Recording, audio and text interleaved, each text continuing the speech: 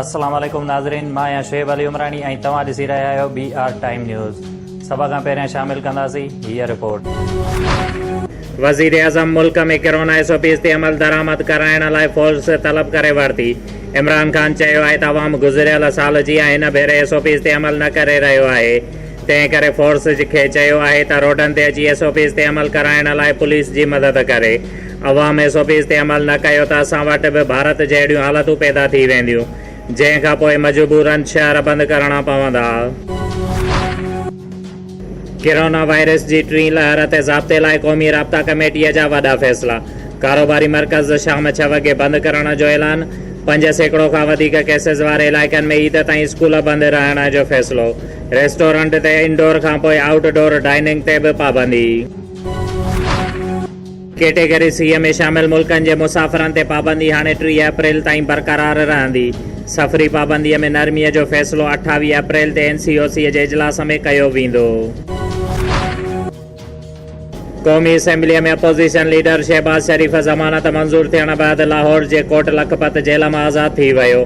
Model town पहुचण ते मरियम नवाज़, हमज़ा शहबाज़, ख्वाजा सैद रफ़ीक़ ऐं ॿियनि अॻवाननि जी मुलाक़ात। लंदन मां नवाज़ शरीफ़ बि नंढे भाउ सां फ़ोन ते ॻाल्हि ॿोल करे आज़ादीअ ते मुबारकूं ॾिनियूं।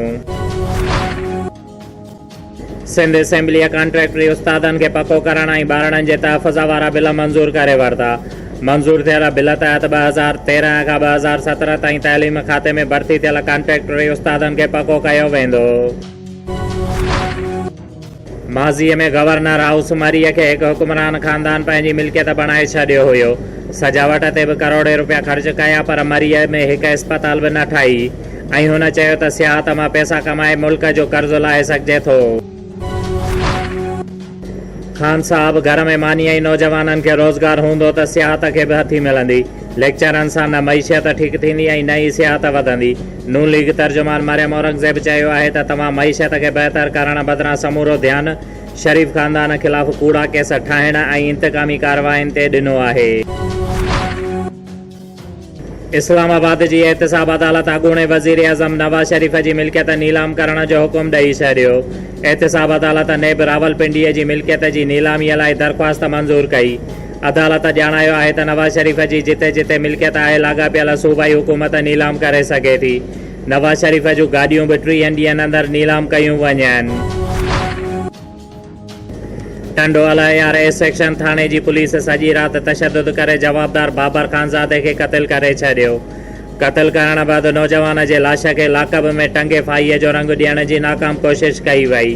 पुलिस एहलकार वॾो मुंशी ऐं SHO थाणे तां गुम। क़त्ल थियल जवाबदार सॼी राति टंगियल रहियो। ॿुधायो पियो वञे त जवाबदार जे खीसे मां मेनपुड़ी हथ अचण ते खेसि गिरफ़्तार कयो हुयो। Nawab Shah Bakhtar cadet college for girls Shaheed Benazirabad जे कैडेट्स खे ऑनलाइन सेशन ज़रिए सोशल मीडिया जो मुआरुफ़ मोटिवेशन मुक़रर ऐं स्कॉलर सैयद कासिम अली शाह लेक्चर पिणु ॾिनो। पटीदन लॻ पीर सादिक भरिसां नादर टाउन में कारोकारीअ जे इल्ज़ाम हेठि ज़ुल्फ़कार ख़ासकेली पंहिंजी नौजवान ज़ाल शाइला बेगम ऐं नौजवान बिलाल भुट्टे खे बेलचनि जा वार करे शदीद ज़ख़्मी करे विधो। SHO पटीदन वाक़े वारी जाइ ते पहुची ज़ख़्मी थियल औरत ऐं नौजवान खे रूरल हेल्थ सेंटर खणाए पहुतो। शुएब अली उमराणीअ खे ॾींदा इजाज़त। वधीक ख़बरुनि ऐं अपडेट्स लाइ ॾिसंदा रहो BR टाइम न्यूज़।